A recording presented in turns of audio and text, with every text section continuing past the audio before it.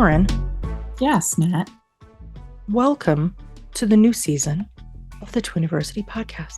Oh, thank you. Yay! I wanted to be like very serious and make people think that we were like an NPR show. We're totally not an NPR show. Talking about knitting. Yeah, we could talk about, you could talk about knitting. Do you knit? No. Do you crochet? No, I tried. I can't. You do nothing. No, I do cross stitch. Old lady cross.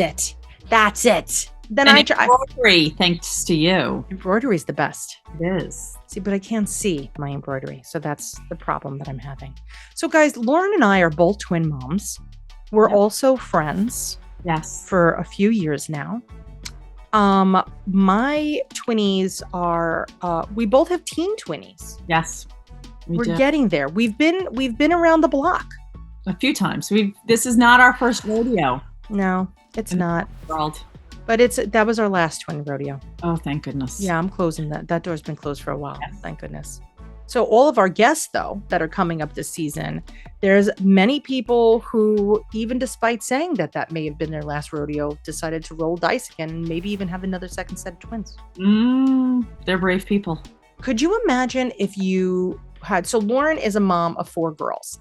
So she had a singleton when she was in college because that's what she likes to do. Yes. And then she had her twinnies after she met the love of her life and did things kind of the more traditional route. Yes. And then you rolled the dice one more time and you had a singleton. Yeah. What if Molly had been twins? I don't even know. I mean, I think I would have needed some heavy medication because, well, it wasn't her necessarily that was the hard part of it all. It was the older kids. It was the twins who were 3 at the time and a teenager who had lots of anger. And so it was like I was in the perfect storm of parenting with a newborn and twin toddlers and a teenager. So listen, when you do it, baby in there, it would have, I don't know, send me. I don't know. You go hard. When you go all in. Or go home. That's all you do. Now, when you were raising them, did you make a conscious effort to make sure that they all felt like they were individuals? Yes. Although they all seem to think that somebody else is the favorite. Like they're like, you favor her, you love her. Like they all have their own ones who I love more. You tell them that they're their favorite? No. I tell my kids all the time. No. I literally say, you're my favorite child. And then 10 minutes later, I say the same thing to the other kid. That's how I've kept them guessing. They would, like, if someone came into my room and I was snuggling with them and I'd be like, you're my favorite. They would immediately go out into the house and make an announcement. Mom just told me I'm her favorite. And then there would be World War III. And no. See, you're not playing the game right. I know. The way that it gets played is that still happens, right? Thing, yeah. So the thing is Lauren, try it. It's so much fun because immediately they will go run and tell everybody else that they're their favorite. And then when another kid comes into the room, you just mouth like, yes, I said that they're my favorite, but then you shake your head no, and you're like, you're my favorite. Well, Dan will tell everyone that Molly's his favorite. But he really means it. Yeah. I think he just likes to he means it and he likes to stir up trouble. I'm like, can you stop? He's like, no, she's my favorite. That's it. Oh, that's it. It's Mal. She's easy because she's easy. She is the easiest. I have to say, she's the most independent. She's the easiest. I'll be like, I'm not making dinner. She's like, okay, I'll just make a peanut butter sandwich. And then she'll do that for 3 weeks straight. If I made her. Do I have a favorite? I would always say, you know that I tell your kids who my favorite is. Emily. Very open about it. She has some issues, she needs. But not only that, I think she's the one that likes me best. Probably, yes, probably. Although Molly would be a close second. Yeah, although she's getting to be like a little bratty teenager a little bit. I know, but I could win her over. Oh yeah, easily. Like give her some candy or something. And didn't you give her candy once and she loved you for that? I don't know. I do love her though, because she's so sweet. Baby, she's the baby. Yeah, she's easy. She's probably spoiled rotten and I don't see it. Everybody else says she's so spoiled. You let her get away with murder, but I'm tired. I've been parenting now for 28 years.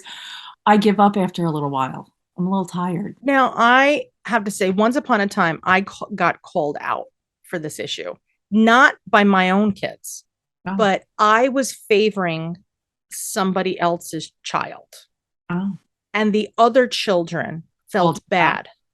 And Mm. so the mom asked Don't do me, that anymore. well, okay, so they were triplets. The Oh, odds of them listening to this are slim. But they were triplets, and they were our steady play date when the twins were young. So they were the same age as the twins, maybe a few weeks apart.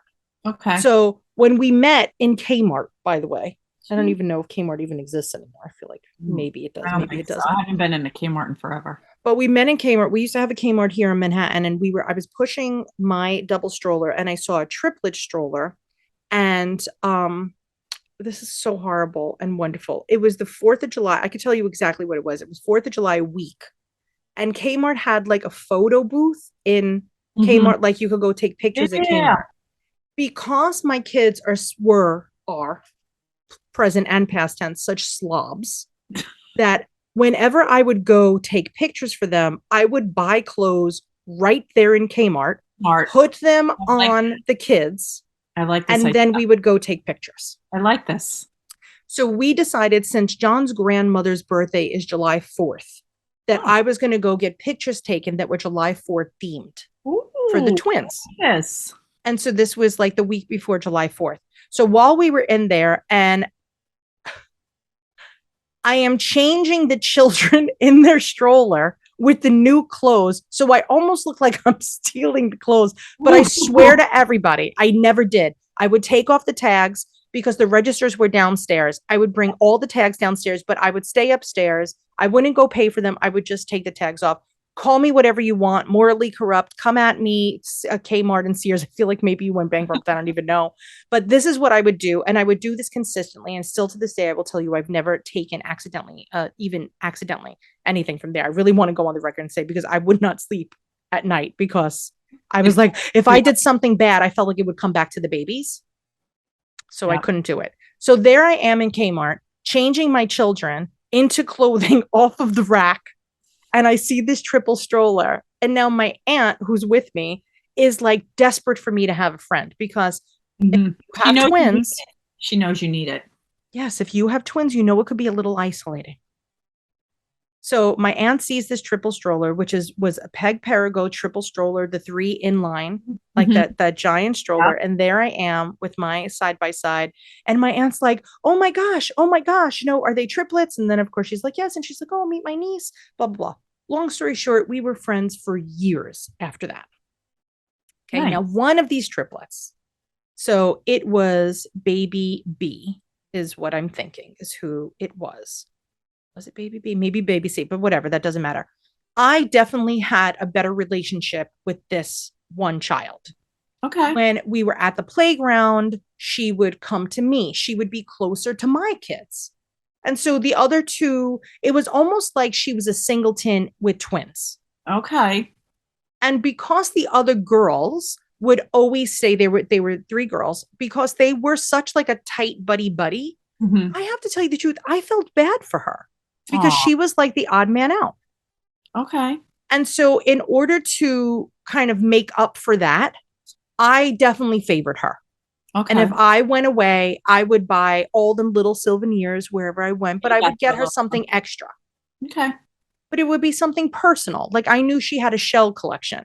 So maybe let's say we went to Florida and I was at the beach. I would maybe get her a few shells, but I would buy everybody like a little alligator something from Florida. So everybody got the same thing, but she would get a little bit more. Okay. Well, that happens. It happens, but I really enjoyed the relationship that I had with her. And I found it differently rewarding than my own children. It's weird because you can have close relationship with other people. Like my nephew, I was super close with, and you have that bond with someone who isn't your child. Mm-hmm. That happens. But I will tell you that the mom eventually asked me to stop doing that. Oh, interesting. That made me feel really bad. Well, don't feel bad. You were just being you. But like, I think that at home, maybe it was just because the other 2 girls were probably like, we want that shell. because that would happen in my house. But then I would say to the other two girls, well, then maybe you should play with her more. Yeah. Yeah.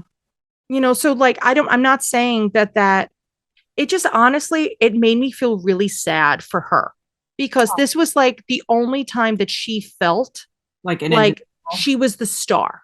Yeah. Because out of the other two, one of them would be the attention grabber. So, and then the other one was like her sidekick henchman. And then there was her that was like on the outs. And I felt really bad. But look, Lauren, still to this day, I feel bad. I really do. Like today, I feel bad. Don't feel bad. But I don't feel bad that I did that. I feel bad that I had to stop doing that. Yeah. I mean, because I was respectful to the parent and I didn't want to cause any more, drama in the house than it was necessary. But I so enjoyed the relationship that we had and I enjoyed spending time with her. And we would go to the house and we would do crafts. They had a really, really nice apartment in the village. And it was like big compared to like my tiny little apartment. But like whenever we would do things, like she would come to me even before my own twins. Because if you think about it, they were both in pairs and then she was just left out because my kids would play together and then two of her triplets would play together and she was just there. So that's what today's podcast is about. It's basically not about showing favorites. It's about making sure that you're balanced. And that's hard. It is very, very, very hard. Especially if you have one twin that's almost demanding more attention. Yeah, like if one has like medical needs or some other need that you have to. Yes. My kids felt that this summer when I had one kid in the hospital for almost 2 months. And I felt guilt of leaving her and not spending the day in the hospital and going home and spending the day with the other kids. Yes. It's tough. That was really tough for you. Yeah. I literally even messaged you because like I knew how tough that was. And had they let us go, we would have all taken it. Yeah. Plus it's my favorite kid too, if you were so right. But once again, it's the one that I think likes me best. And I'm not trying to be mean or anything. More like personable with people. She's more. She's always been. But since she's little, since she was like little, she always, because she's like a curmudgeon. She's like, she's like the little old lady. Yes. And I'm like, I like you. Like, I like the angry one.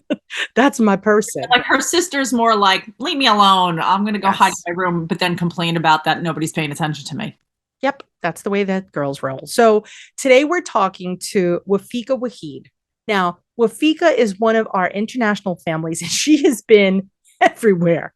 I mean, I think the babies were born in Malaysia, but she was speaking to me from Germany. I don't even know. Ooh. She's like a map of maps and she's been all over the place. But she has 3-year-old boys and her pregnancy was a total surprise. And she makes such an effort to have like a balanced home and make sure that everybody feels like recognized. And she's also so on point about nurturing the skills of that child. Mm-hmm. And not comparing them to the other. Yeah. Okay. So we're excited for you to meet Wafeeqa, but I also am excited that we're starting the season. Yeah. It's going to be, Lauren, you know what we have coming up. It's going to be a great season. It really is. Do you really mean that? Or you're just saying that because there's such a good array of people with different stories. Yeah. See, Lauren knows the inside scoop. After I tape a podcast, sometimes I am either traumatized or so joyful that I know not a lot of people would care. Like I can't message my husband and be like, oh my gosh, you're never going to believe who I met. You really care. No, I do. I want to know. I can't wait to listen to them all. Yes. So are you ready to listen to Wafeeqa? Yes. All right, guys, here is Wafeeqa Wahid. All right, guys, I'm very excited because while everybody thinks that you have to kind of raise your twins as a pack, if anybody knows about this, Wafeeqa has been raising her twinnies who are now almost 4. I can't believe it. From the time that we first heard from her, I feel like it was 12 million years ago. So I'm so happy. Thank you so much for joining us today. I'm so happy that you're here, Wafeeqa. Thank you, Natalie, for giving me this opportunity. I am extremely excited because your podcasts are something that kept me going. Aww. The funny versions, the serious versions, everything. And being able to be here and kind of like put my message across is like, I'm very happy to do that. Listen, I'm so happy. It's so nice that we have, community that listens to us everywhere. It really, really humbles me. And I love that when you applied for the podcast, the first thing you said was it's really important that people realize that you have to raise your twins as two separate people instead of a pack. Yes. Now, Wafeeqa, you know that there are many people who might think that they're doing this, but are they really nurturing those differences? When your twinnies were born, did you notice that they had kind of even differences from birth? Like, did they eat at different times or feed at different times? Like, when did you start noticing that you're like, yeah, these are two totally separate babies that just happen to have the same birthday? Yeah. So first off, they look different. Yeah, they look so different that I always joke that they look like neighbors' kids. They don't even look like siblings. Like me and my sister, who have a 10-year age gap, we look more alike than my twins do, yeah? So that was the first thing that I noticed. But like even the first taste of food, one likes bananas, the other likes apples. One was faster. Like I remember my first kid, Norais, he started talking more, like faster, making the sounds and smiling much earlier. Whereas Nubaid, I remember sitting and actually smiling in front of him because he never smiled. And I went crazy thinking, will he ever smile?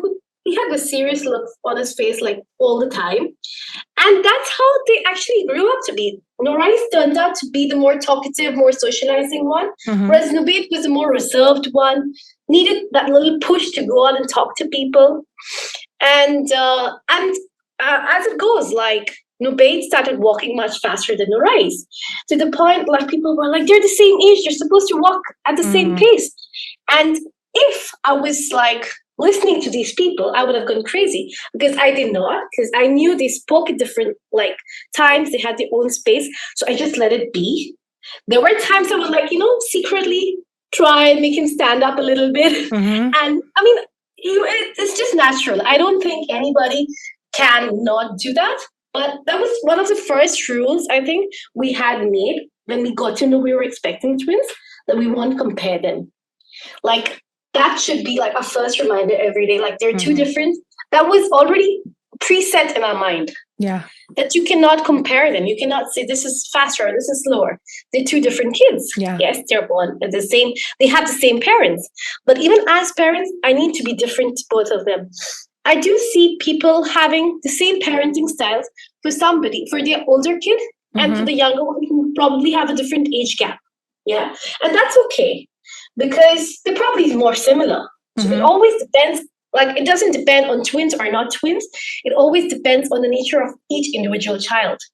If you know what I mean. Absolutely. Did you notice, like, when they were in utero, did you notice that they had different personalities? Like, tell us about like your pregnancy a little bit. Like, did you notice that one maybe be more active on your left side than your right side? Or did you think that it was pretty even before they were born? No, I think, like I said, Norais, the one who walked slower after he was out, he moved more when he was in the tummy. Aww. Yeah, and it is very sad, but I never got to see them moving on my ultrasound, but I knew where they were, so I could feel them. Like, every time I would go for an ultrasound, they would be still, like sleeping or whatever. But the kicks were more on his side. Yeah. So he was getting all his steps in before he was born. Getting his steps in. That's it. And he doesn't stop moving even now. Like, he has to keep dancing, and the other one will be walking around like a quiet, shy guy.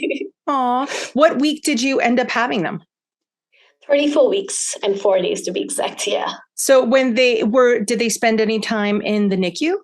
Yes, 10 days. 10 days. Those 10 days were difficult, yeah. I could imagine. Were you discharged from the hospital or did you get to stay with them? I was discharged after 3 days. Okay. And then a week or more, almost a week, they were in the NICU by themselves. Okay. I wasn't allowed to even go visit them because the doctor said I was pretty weak. So I could just see them on video call because I was feeding them and my husband had to go deliver the milk. And that was the time they would allow him to do a video call. Okay. So in fact, they were held, I carried them after 5 days. of their birth. So it was really heartbreaking, that whole period. It was very happy. It was a very happy time, but it was also a very difficult time. Yeah, it's tough. So for me, that was the thing. Like pregnancy, I was alone with my husband in Malaysia and I was fine, like no extended family. But I said, I'm not going into that OT if my mom's not coming here. Oh, you know, I turned into the 10-year-old girl saying, Mama, you have to be here. And it was a very sudden thing. So she made it. I'm like, okay. Good. That was like my, the factor that was helping me. Okay. Do you have brothers and sisters? Yes, I do. Do you think that your parents raised you to be as separate as you are raising the twins? Yes. So my brother, they were very strict, the older one. Me, they were not so much. I was a pampered, spoiled brat. And that's what my mom says, And to be very honest, my brother's very independent. I'm very clingy. My sister, the youngest one, she's pampered by all of us. So that's a whole different story. So it is like that. And I think that's exactly how I treat my older and the younger one. They're like 2 minutes and 2 years, like me and my brother, 2 years. I keep telling my mom, doesn't matter, 2 years or 2 minutes. It's always going to be different. It's really, really true. Now, how do you encourage the shyer one to be more outgoing and the more outgoing one to take a step back to give his twin a time to shine? So I try to focus on their strengths, yeah? Like the shyer one, he gets very excited he socializes more in things that he likes to do, like sports or football or gymnastics. And he goes there and he's a whole different person. Yeah. And the other one, he likes to do the painting. He likes to do the quieter stuff, which is very ironic. And so when he is on the football field or he's on the cycling track, the younger one, Nubaid, is the dominant one. Like he teaches his brother. He says, this is how you do it. And the brother asks advice for that. So that's how I also tell them, this is your strength. This is what you're good at. So you need to help your brother here. But when they're playing blocks, when they're painting, Rice will be the one guiding Nubaid. And by now, I think even though they're just 4, they've got that in their mind, that they can ask each other for help and they know when to take a step back. Yeah. So they're more confident about their skills. That's really, really interesting. So when did you start to notice that this was going to be their personalities? Like I know we talked about in utero, but let's say when they were very, very, very tiny and they would be playing toys on the floor or whatever. Did you start to notice that one would always your older son would take the lead and be like, I'm gonna, be in charge of this game? And how did you manage making sure that the other one didn't feel left out? Because it's really easy, especially if you have, a more outgoing twin, to focus on them because they're always demanding that attention. How did you balance it when they were really little? So, like I said, focus on their strengths. Don't force them to do something that is the other person's strength. Yeah. So let them take the lead. Give them a little bit of time where the older one enjoys stuff. He used to like listening to music, to nursery rhymes, to have his the toys with music, those kind of things. And we would give him time with that when the younger one doesn't really like it. But the older one would kind of show him how to do it, and he would develop an interest, the younger one would develop an interest in it. And then later probably give some time where we're giving a ball. Okay. Nubaid likes the ball and he would throw it, and that would encourage the older one to, go behind the ball when they were very young, when they were just crawling around, to be very honest.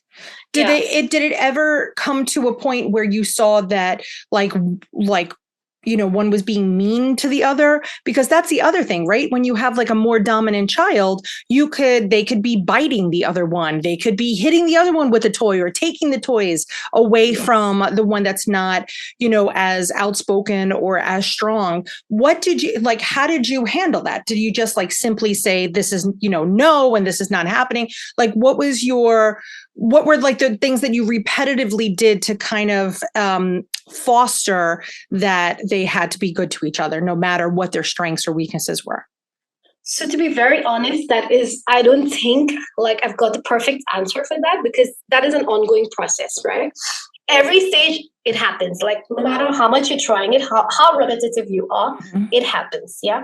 So my older one, who's a more dominant one in terms of like saying no, he's the one, like, pokes fun at the younger one. He's like, I'm just joking. Even now, even yesterday.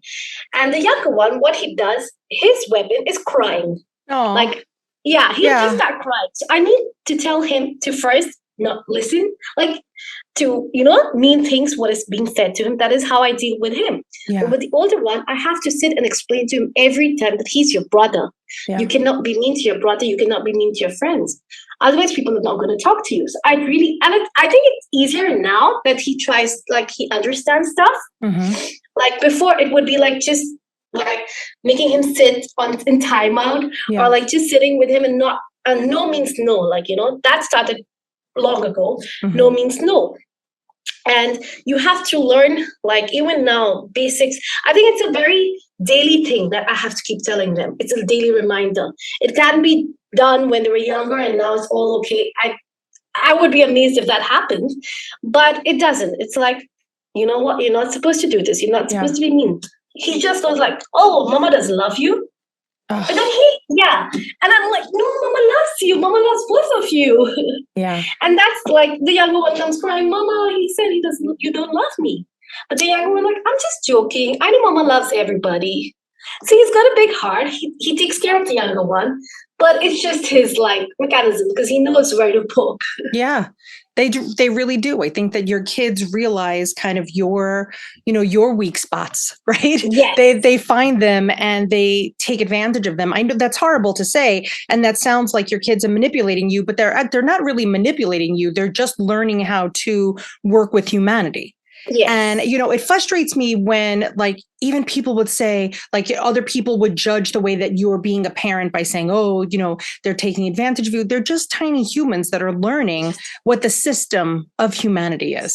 So it's pretty intricate. Okay, we're going to take a quick break. And then when we come back, I want to talk about how teachers and your family deal with you treating them, so differently and not kind of treating them as a team. So sit right there. We'll be right back. All right, let's jump back in. I know that they're in school now. I know that the boys are in school, and I know that you said that your mom was with you for a while. How does the outside world deal with the twins? Especially because I do, and Wafeeqa, you know this too, like when people see twins, they're like, oh, it's the twins, right? It's like one group of children. How do you deal with teachers treating them separately, or when they treat them the same, or when your family calls them the twins? How do you try to encourage the outside universe to foster the strengths of each child? So, like you said, everybody sees them as one small gang, I would say. Like, two people exactly the same, or they're twins. But the reason that I learned I need to show the outside world the difference is because I noticed their differences quite early on. And I realized I need to be their voice, like when they were pretty young. So first off, these babies were the first in my family after a very long time. My parents' first grandkids. Plus, cherry on top, twins. Nobody has had a twin in the family. So no idea. Everything's new. Like it's a blank sheet of paper. We can just fill it with whatever we have. And like my mom's been there for me in this sense, like on call, because she stays away. She stays in Saudi Arabia, and I've always stayed away. But we do go quite often, like to my parents' house. And yes, I was judged by the outside world, by friends, or like not necessarily the teachers, but the friends, or like, the difference. They could see the difference in treatment. Like if Lorenz was a little naughty, he would be said no immediately, right? But if Nubaid was a little naughtier, it would take time. I would take him to the corner and, like try to explain to him why he's not supposed to do what he's doing. For the reason that I realized Lorenz was more sporty and would understand better, like faster. But Nubaid, I think it would have a negative impact on him because he's already shy. Okay. Yeah. If he's already shy and I'm yelling at him or I'm saying no to him in front of other people, then it's going to take him back more into the shell. You know what I mean? Yeah. Yeah. And I think that's how, and when I like trying to explain this to people, that's when they understood the reason.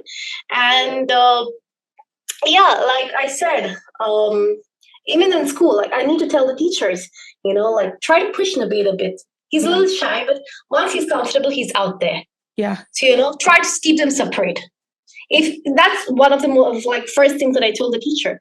In fact, I also wanted to get them in 2 different groups for them to be able to develop their own personalities. But due to Corona, we weren't able to do that. Yeah. We had to send siblings to the same group.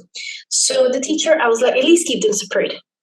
And that is something that I always emphasize on. Like every time I meet the teachers or every time I ask them, there's this rule. You go to school or you go to the football or you go to gym, you're not playing together. Play with everybody else. You come home, you play together. So that is like set in their mind. The first thing they say is like, we don't play together, we play with. So he has his own group of friends and Nabil has his own group of friends. When they come home, they have 2 different stories to tell. Yes. So that I feel like has really helped. Like it helped me a lot in making them develop their own personalities and finding their own. So even if I see their friend group, Nabil's got the quieter, calmer kids, and Nora's got the naughtier one, the active ones. So it is like, I think that like the separation is something, because they do have each other to lay back on, but they also have different friend groups and they have different stories. Do you notice that academically, right? Because now they're starting to kind of really get into it. Are you noticing any differences in their styles academically? Yes. So what I have noticed is like Norris likes to write. He's better with the pencil, or he's better with the crayons. He's better at recognition of letters. But Nabil is the one who likes to do the activity book kind of things, like matching stuff, or identify, like the things with the identification, matching stuff, or matching colors. That kind of a thing, the activity kind of thing. But also their attention span, I would say Nobade's is a little lesser than Norai's because he gets bored easily if he's given a pen and paper. Because he needs to keep moving. Yes. So Nabeed, who is our more active, more outgoing, is the one that I'm learning to speak here. They're the ones that really prefer like the active activities and the matching and that. Where so do you think that their body goes along with their mind? Probably, yeah, probably. So Norais talks more and is more dominant in the verbal side of things. But the activity side of things, or like if you would want a smart answer, Norris would give it to you. Nabeed would try like to be wise and take his time and think for a bit, and then give you the answer. That's the kind of but Norris, because he's so good with words, he also likes to that's what he enjoys doing, like making stuff, creating stuff. Yeah. That's so great. I love that when we're lucky though, because, nature gave you 2 very separate kiddos. There are families out there that have their kids have the same interests, especially like you brought up COVID, that they're in the same group.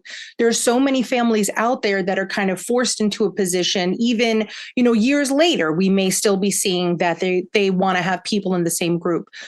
We're fortunate that our kids are so different, but I love how you started at such a young age to really see that there was differences. And instead of kind of forcing them into each other's shell, you basically were like, nope, these are our kids similarly to the way that your mom did. And I think that also, truthfully, Wafeeqa, it really makes a big difference when you are raised in a home that nurtured your own strengths. It's easier to do that. If, let's say, you were raised in a home that wasn't, what advice would you give to a parent who might be listening to this, who maybe, was raised like the rest of their siblings as a gang, as you said?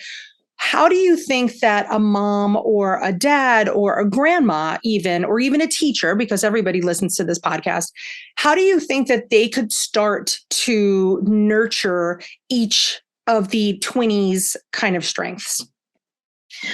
So I think, to be very honest, it's like people say that it's impossible to be two different parents, but I think it's also very natural to not be the same parents to, there is children, twins or not. For the reason, or maybe it is to me, maybe that is natural to me because of the environment that I've grown up in, right? But as time goes, like if you have like, say, 3 kids in the house and they're all treated the same, and if they're 3 kids born at 3 different times, times have changed. The kids, the mentality, the exposure, the education system, the friend circle has changed. So I think it's very important for parents to evolve with that, so that they're not like measuring all the kids with the same scale. Yeah. Because that can affect the kids in a way that they feel very restricted. They feel very like, I think the younger one will then start to feel like they're always being compared to the older one. For the reason like if suppose child A, his strength is drawing and child B is academics, right? And so the parents say, why can't you draw as well as, I sent your brother to the drawing class, so I'm going to send you too. But that's not what I like. So that's going to make me feel like I'm not good at anything. Yeah, but I am good at something. So allow me to grow into that, to go into that side of things. So I think, like you said, a very important factor for all parents is giving their children the right childhood or the right way of dealing with them. Because I think end of the day, that's what is being carried out. Yeah. Like carried on generation after generation. Like I learned a lot from my parents. I learned how they had 3 different children and they treated them 3 different ways. For the reason being that we're of 3 different ages, 3 different interests, with 3 different personalities. But people just assume that twins have to be similar. And that's not the case. If I would put like more pressure on more pressure on Nabate to do the blocks, he would feel like he's not good at it. Yeah. If I wouldn't give him the exposure to do other things, the outdoor stuff that he likes, right? He would feel like he's not good enough. And Nabate, in the rise, he likes to sit at home. He likes to do the creative stuff. He likes to talk to people. He likes to socialize. And if I would keep him away from that, he would feel like, oh, I'm not good enough. Yeah. So I think playing on their strengths, it can be similar. It can be similar, no doubt about it. But recognizing that and playing according to their strengths is, I think, one of the very crucial, it's the basis, the foundation of their growing up. And no one's to say that doesn't change. Like they can be completely they can interchange their personalities any time of the day. Like when I send them to school, I have to make like 4 different snacks because they like even different taste in food. So if I would if I would force them to eat the same thing, one would like not enjoy his meal. He would like have this aversion to food. You know what I mean? Yeah. Like something as basic as a meal a day needs to be. I'm not saying spoil them. But at least allow them to have their own opinion, or allow them to have. Basically, we need them to be nourished. Yes, so right? Give them, so it doesn't matter. Healthy. Yes. Yeah, it doesn't matter. As long as it's healthy, give them the right nourishment. It's the truth. Do you ever get to spend time with just one of them one-on-one? And I know that that your husband is often so busy and that you are kind of flying solo with the twinnies. How do you take time to really make sure that each of them feels recognized and loved by you? Do you do it each day? Do you have like a day a week where they get to choose something? How do you manage it in your home? So it's not about each day a week. I think it's more about during the day, we divide the day. Like they come back from kindergarten at 3. Around 3:30 to 4:30 is football, which Nurais has started enjoying because his friends are there, which Nabed loves anyway. We come back and we've decided, you know what, we're going to do football. And once you come back, let's do something what Nurais likes, like blocks or coloring. let's all sit and paint together. And about like spending one-on-one time, it happens when one is asleep and the other isn't.